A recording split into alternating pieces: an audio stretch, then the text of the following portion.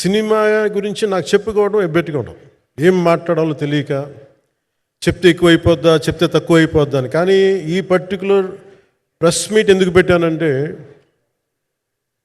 ఏం రత్నం గారి కోసం పెట్టాను. అంటే సినిమా బతకాలి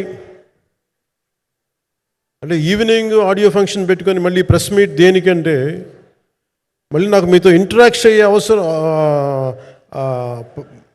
ఫంక్షన్ తర్వాత ఉండకపోవచ్చేమో అని చెప్పేసి అదొకటి మేజర్ ఒక ఇది కన్సర్న్. అదొకటి అంటే రత్నం గారు అంటే ఈవినింగ్ చెప్దాం అనుకున్నా, బట్ స్టిల్ ఇప్పుడే చెప్పేస్తున్నాను ఒక ఈ మాట.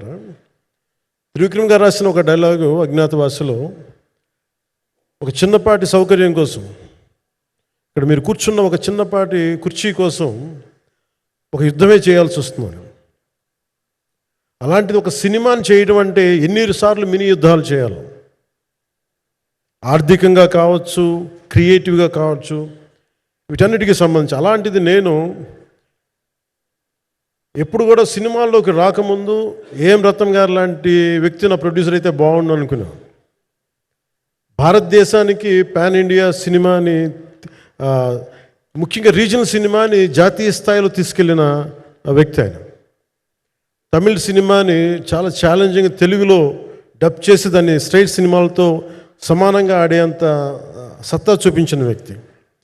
Film industry creative ability, creative potentiality పెంచిన వ్యక్తి.